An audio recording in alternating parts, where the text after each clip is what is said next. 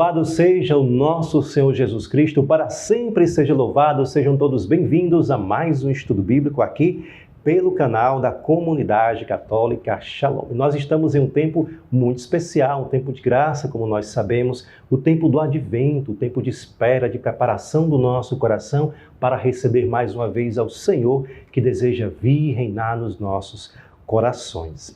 E é muito interessante que nesse tempo, nessa semana que nós estamos fazendo os nossos estudos bíblicos, estamos na semana da Gaudete. Gaudete, que vem do latim gaudium, que quer dizer alegria. Alegria. Interessante, por quê? Porque o advento é um tempo por si só de preparação, que remete à purificação, que remete à conversão, que remete à penitência também, de certa forma. Porém, ainda assim, a liturgia nos dá esse sinal nesse tempo, tempo da alegria, para nos fazer lembrar, perceber de que ainda que estejamos nos preparando, nos purificando, nos convertendo para receber a Jesus, acolher o Senhor que deseja reinar novamente, devemos viver isso na alegria. Na alegria não é um tempo de tristeza. Tempo de conversão não é tempo de tristeza. Muitas vezes nós ficamos tristes por nos deparar com os nossos pecados, não é verdade? Mas não é um tempo de tristeza, porque nós estamos na espera, na feliz espera daquele que há de vir. Por isso, deixemos que a graça da alegria desse tempo também possa encher os nossos corações. Vamos nos colocar diante de Deus e vamos pedir a sua graça para meditarmos o Evangelho de hoje. Em nome do Pai, do Filho e do Espírito Santo. Amém. Vinde, Espírito Santo, e enchei os corações dos vossos fiéis, e acendei neles o fogo do vosso amor. Enviai, Senhor, o vosso Espírito, e tudo será criado, e renovareis a face da terra. Oremos, Deus que instruíste os corações dos vossos fiéis, com a luz do Espírito Santo, fazei que apreciemos retamente todas as coisas, segundo o mesmo Espírito, e gozemos sempre de suas consolações. Por Cristo Senhor nosso. Amém. Senhor, nos colocamos mais uma vez na Tua presença diante de Ti e pedimos a Tua graça sobre nós, o Teu Espírito Santo sobre nós. Enche-nos da Tua graça, da Tua presença, ilumina nossa mente, o nosso coração e revela ao nosso coração, fala nos nossos ouvidos, no nosso coração também, aquilo que Tu mesmo deseja nos ensinar nesse dia de hoje. Amém. Vamos abrir as nossas Bíblias no Evangelho de hoje, que está em Lucas, capítulo 7, versículos 19 ao 23. Lucas, capítulo 7, versículos do 19 ao 23. João chamou 2 de seus discípulos e os enviou ao Senhor para perguntar-lhe: És tu quem deveria vir, ou temos que esperar outro? Os homens se apresentaram a ele e lhes disseram: João Batista nos enviou para perguntar-te se és tu aquele que deveria vir ou se temos que esperar outro. Então Jesus curou muitos de doença, enfermidades e espíritos maus e devolveu a visão a muitos cegos. Depois lhes respondeu: Ide informar a João sobre o que vistes e ouvistes. Cegos recuperaram a visão, coxos caminham, leprosos ficam limpos, surdos ouvem, mortos ressuscitam, pobres recebem a boa notícia. E feliz aquele que não tropeça por minha causa. Palavras da salvação, glória a vós, Senhor. Então, esse evangelho de hoje é bastante conhecido. Vamos contextualizar, né? Vamos seguir os nossos passos, como nós já sabemos bem, a nossa Lex Divina. Primeiro passo, fazer a leitura, contextualização, o que é que diz o texto, o cenário, a linguagem, as características daquela época. E, a partir daí, nós vamos mergulhando mais na palavra e vamos descobrindo o que é que Deus, de fato, deseja nos ensinar na sua palavra com tudo isso. Contextualizando, o que é que nós estamos aqui nessa passagem, onde nós estamos, o que é que aconteceu nessa passagem de hoje? João Batista está preso, né? João Batista está preso e alguns dos seus discípulos vão até ele para perguntar, né? Vamos contextualizar, aprofundar. Nesse momento está acontecendo um momento muito difícil, uma grande tribulação na vida de João Batista e na vida dos seus discípulos. Havia muita perseguição naquela época para aqueles que iriam de encontro à mentalidade do império, de um governador, de um imperador, ou de mesmo de um, enfim, nem que seja política ou de outras formas, nas leis, né? E todos aqueles que iriam contrário, de certa forma. Então, como nós já sabemos, João Batista estava preso. E se você é preso naquela época e você não se arrepende e não deseja voltar atrás do que você falou, do seu posicionamento, se você se arrepender e voltar atrás, você tem chance de permanecer vivo e de ser liberto. Leva alguma punição e você é solto. Mas se você for preso por essas questões e você não se arrepender do que você falou, do seu posicionamento, não voltar atrás, então a morte já é certa. Além do castigo, a morte é certa para você. Então, João Batista e os seus discípulos estavam no meio de uma grande tribulação, não é verdade?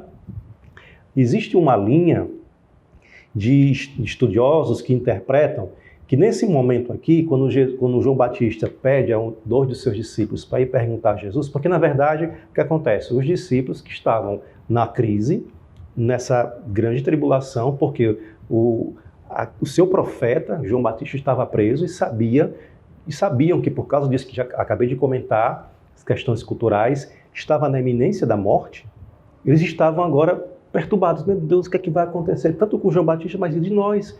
O que é que vai acontecer? Para onde vamos? O que devemos fazer? Será que é aquele Jesus que estão falando? Porque Jesus, nesse momento estamos no início da vida pública de Jesus. Atenção! Será que esse Jesus aí que estão falando aí é o Messias mesmo? Então aquela crise, né? aquela tribulação. E aí existem alguns estudiosos que interpretam que nesse momento João Batista tinha total consciência que Jesus era o Cordeiro de Deus, que, como o próprio João Batista mencionou, não é? Tinha total consciência que ele era o Deus que vinha nos salvar, que era o Filho do Pai, né?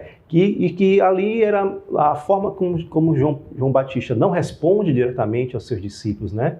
Ele pede que vá até ele, porque aqui também deixa uma margem, como já comentei em outros estudos bíblicos, agora recente, que a gente acompanha todos os dias, né?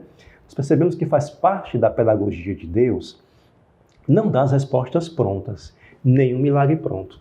Se vocês notarem, em todos os momentos nos evangelhos, quando se faz uma pergunta a Jesus, Jesus nunca diz, sim, é isso mesmo. Não, não é isso. Jesus sempre entra em uma parábola, Jesus sempre faz um movimento para que nós participemos dessa resposta, no sentido de sermos responsáveis por ela. Vocês estão entendendo? Eles não sou eu, então eu vou fazer isso, porque se não fizer, eu vou ser condenado. Não, Jesus nunca vai dizer dessa forma. Jesus diz, olha, é isso daqui. Qual é a conclusão que você chega? E que você assume por você mesmo, né? E os milagres também, lá os milagres da multiplicação dos pães, por exemplo, né? Eram 5.000 pessoas famintas e os discípulos desesperados, Senhor, estão todos famintos, o que nós devemos fazer? Aí Jesus pergunta, o que é que vocês têm? Jesus podia ter feito um milagre assim, né? Instantaneamente, pronto, ninguém tinha mais problema, todo mundo já estava saciado, mas perguntou, o que é que vocês têm para dar? Não, nós só temos 5 pães e 2 peixes. Não é nada. Sim, mas me deem o que vocês têm. E no que eles deram, Jesus, em cima da nossa oferta, realizou o seu milagre. É assim a pedagogia de Deus. Senhor, cura-me dessa lepra. Vai até o lago, ou então vai até o sacerdote. Então, sempre dá uma margem para a nossa participação. Resumindo, não é isso? Então, aqui também, poderíamos dizer que João Batista talvez soubesse claramente e não tinha nenhuma dúvida de que Jesus era o Messias que iria de vir, que devia ser, mas mandou que eles perguntassem. Porém, há uma outra linha de estudo, né, de alguns estudiosos que interpretam que nesse momento, e aí eu prefiro permanecer com essa linha de entendimento de interpretação porque, claro, é interpretação porque não está totalmente claro. Nós não podemos saber exatamente o que está no coração de João Batista, apenas no que está sendo escrito aqui, né? Mas eu vou nessa linha de que João Batista sabia sim que Jesus é, obviamente, o Cordeiro de Deus, mas que nesse momento da sua prisão, João Batista estava envolvido em uma profunda noite escura. Noite escura, como nós sabemos, né, como nos ensina tantos místicos, São João da Cruz, por exemplo, que é um momento em que Deus nos invade tanta graça, com tanta luz, que essa luz nos cega e nós não conseguimos mais ver ou entender. É uma luz tão forte, é um preenchimento de Deus tão grande, uma invasão da luz de Deus tão grande que ficamos sem perceber, sem entender com a nossa razão, afeta os nossos sentidos e inclusive afeta a nossa fé, porque muitas vezes quando a nossa fé não é bem fortificada, não é bem estabelecida, não é bem provada, a nossa fé muitas vezes é guiada pelos nossos sentimentos, não é verdade? Então, quando nós nos sentimos que as coisas estão bem, então a nossa fé nos diz, está tudo bem, nós acreditamos, mas quando as coisas estão difíceis, estão mal, a nossa fé, ela cai, né? Ela desvaneia muitas vezes, porque muitas vezes a nossa fé não é bem construída, não é bem estabelecida, não é bem fortificada, ela muitas vezes se deixa levar pelos nossos sentimentos. Então, na purificação, numa noite escura, afeta também os nossos sentidos e que, por sua vez, muitas vezes afeta a nossa fé. E provavelmente, João Batista, apesar de ser um grande santo, né? Profeta, como diz o próprio Cristo, dos maiores, dos nascidos de mulher, não nasceu um homem maior do que João Batista, né? Porém, era um homem como nós, e que estava em um momento de tribulação, de noite escura, que muito provavelmente estava questionado. Meu Deus, será que tudo isso que eu fiz, será que valeu a pena? Eu estou apenas, né, tentando, suscitando situações que possam ter se passado com João Batista, que também se passam conosco. Por isso que o Evangelho se aproxima da nossa realidade, né? Meu Deus, será que tudo isso não valeu a pena, né? A vida de João Batista foi toda para preparar os caminhos do Senhor, evangelizando, se sacrificando, ofertando, preparando os discípulos para também apresentá-los ao Senhor. Naquele momento estava na iminência da morte. E detalhe, Jesus, ele chamou os discípulos, tanto os apóstolos como os outros discípulos, né? O povo que caminhava, e conheceram a Jesus no dia a dia, escutando. João Batista não teve a oportunidade de estar com Jesus no dia a dia. Ele o batizou, mas não conheceu Jesus no dia a dia, andando, estando com ele, aprendendo dele no dia a dia. Ali era um movimento de muita fé. E isso também fala muito para nós, na nossa vida, nas nossas tribulações, principalmente nós que temos mais caminhada, mais tempo de caminhada, vamos dizer assim, que é o correto, né? Na fé. Às vezes nos encontramos em um momento de noite escura, de tribulação, de provação na nossa fé, que, meu Deus, eu acho que eu vou morrer. Será que valeu a pena tudo isso que eu fiz, todo esse esforço, todo esse sacrifício, tantas pregações, tantos eventos, né? Tanto ir à missa, tanto rezar. E aí a vida de João Batista nos ensina como vale a pena. Vale a pena porque o céu é logo. Vale a pena porque muitas vezes é necessário que a gente passe por essas purificações. E continuando, vamos na segunda parte, que também tem muito a nos ensinar hoje desse evangelho. E aí os discípulos, 2 dos seus discípulos, vão até Jesus e perguntam, como nós vemos aqui, és tu aquele que deveria vir ou temos que esperar outro? E como é que Jesus responde? Como já mencionei no início da nossa reflexão. Jesus não dá a resposta pronta. O que é que Jesus faz? Jesus então começa a curar os doentes, enfermidades, espíritos maus são expulsos, devolveu a visão de muitos cegos. Depois lhe respondeu, ide informar a João sobre tudo o que vistes e ouvistes, ou seja, tirais vós mesmo, vós e João Batista, a vossa conclusão. Cegos recuperaram a visão, coxos caminham, leprosos ficam limpos, surdos ouvem, mortos ressuscitam, pobres recebem a boa notícia. E aqui finalizo, né, a segunda parte dessa meditação, desse evangelho, que poderíamos dividir nessas duas, né? O momento da tribulação de João Batista na prisão, na iminência da morte, seu ato de fé, de amor a Deus, não voltou atrás, não renegou a sua fé, né?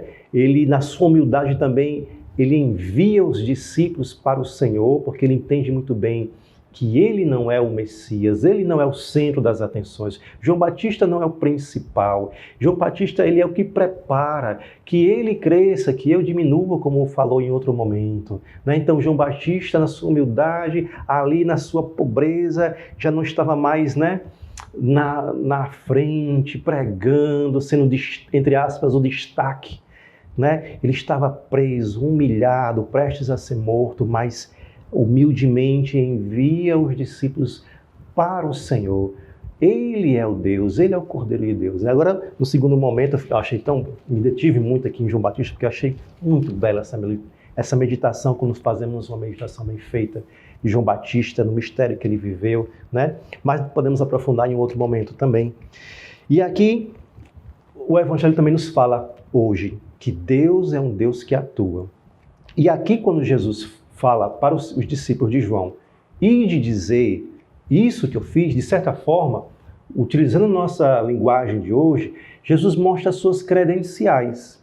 Jesus mostra quem ele é. Aqui estamos no início da vida pública de Jesus. Jesus mostra quem ele é, que é um Deus amoroso, compassivo, rico em misericórdia, que perdoa, ele é lento para castigar, né, como vimos no Salmo, né, mas rápido, apressa-se para perdoar, e porque ele ama, porque ele é compassivo, porque ele tem paciência histórica na nossa vida conosco, ele também cura, e ele tudo pode fazer. E aí a palavra de hoje vem nos dizer para hoje, no hoje das nossas vidas, e aqui já começo a trazer para o que é que Deus tem a nos falar para as nossas vidas hoje. Jesus, nesse tempo do advento, vem dizer para mim e para você que ele deseja recuperar a nossa visão. Obviamente, meus irmãos, Jesus, ele não se limita às curas na dimensão física. Sempre foi assim. Jesus sempre utilizou as realidades concretas e físicas para expressar, para alargar e aprofundar e alargar até a dimensão também espiritual. Então, quando Jesus ele cura os cegos no concreto mesmo, daqueles que estavam sem visão dos olhos, né? Vamos dizer assim. Mas também ele deseja curar aqueles que estão sem a visão da alma. Talvez seja o nosso caso hoje, nesse tempo, pelas nossas tribulações, assim. Aí já fazemos um bom link. João Batista, né? Talvez pela nossa que estava na tribulação, talvez pelas nossas tribulações estejamos cegos. Não, pela noite escura na nossa vida, não estejamos mais vendo as coisas como víamos antes, percebendo. Talvez a noite escura tenha atingido os nossos afetos e assim também a nossa fé. E ficamos aí combalidos, querendo nos abandonar, que no caso é quando Cristo se refere aos coxos, né? Coxos caminham. Talvez hoje estejamos coxos, no sentido de estamos com dificuldade tremenda na nossa caminhada, com muita dificuldade, desejando se afastar, voltar para trás, com problemas no nosso caminho, na nossa caminhada. Jesus deseja hoje nos curar. O que está coxo, vamos dizer assim, na nossa vida, recupera a nossa visão. Os leprosos ficam curados. É a dimensão da purificação do nosso coração, a lepra que remete, né, ao pecado, à sujeira do pecado, às feridas que muitas vezes há em nós, que Deus deseja nos curar também. Hoje, mais uma vez, nessa palavra, Deus vem nos dizer que Ele venha... Assim é Deus, Ele é assim, amoroso, misericordioso, compassivo, e vem a nós para nos curar as nossas feridas, as nossas lepras. Também Ele vem curar os surdos. Os surdos ouvem. Muitas vezes também nós não conseguimos mais ouvir nas nossas tribulações, muitas vezes não conseguimos mais ouvir a voz de Deus, ou ao menos não conseguimos ouvir como ouvíamos antes. Não é? Então hoje, mais uma vez, Deus deseja nos curar a nossa surdez também na sua palavra. Deus é assim. ressuscita os mortos. Talvez estejamos nos encontrando em uma situação de morte, morte espiritual, morte, mesmo que estejamos vivos, mas às vezes estamos vivos como se estivéssemos mortos, sem vida, sem esperança, sem alegria, sem vigor, tantos problemas, tantas enfermidades, tantas realidades desafiantes que fazem com que percamos a fé, a esperança, o amor, o desejo, a alegria, o desejo de tudo, né? Aí tem tantos males dos tempos atuais, depressão, angústias, enfim, Deus deseja e pode nos ressuscitar. Esse é o Deus, essas são as suas credenciais. Mostre, diga para João Batista, foi o que Jesus falou aos discípulos dele, o que vistes e ouvistes. Esse é o Deus amoroso e que cura e que hoje deseja também fazer o mesmo nas nossas vidas. Amém. O que ficou mais forte para você? Escreve aí no teu caderno, deixe nos comentários também, partilhe conosco. E, continuando o nosso estudo bíblico, vamos finalizar rezando. E sempre falo, por mais que o nosso estudo bíblico seja muito mais curto, mas continue, após esse vídeo, continue em oração, medite mais uma vez essa palavra, leia novamente com o que você agora anotou desses comentários, o que fica mais forte para você e dê a sua resposta a Deus na oração. Senhor, nos colocamos diante de Ti, agradecemos a Tua misericórdia, o Teu amor que nos alcança. Mesmo nas tribulações, mesmo nos desafios e principalmente nesses momentos, Tu sempre nos dá a Tua mão, ao Teu braço forte a nos impulsionar, a nos salvar, a nos transformar. Muito obrigado, Senhor, pela Tua misericórdia, a Tua presença.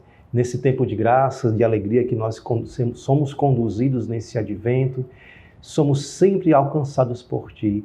E restaura, Senhor, a nossa fé. Não nos deixe, Senhor, esmorecer a nossa fé, porque sabemos que tudo vai passar. Tudo vai passar. Amém. Ave Maria, cheia de graça, o Senhor é convosco. Bendita sois vós entre as mulheres. Bendito é o fruto do vosso ventre, Jesus. Santa Maria, Mãe de Deus, rogai por nós, pecadores, agora e na hora de nossa morte. Amém.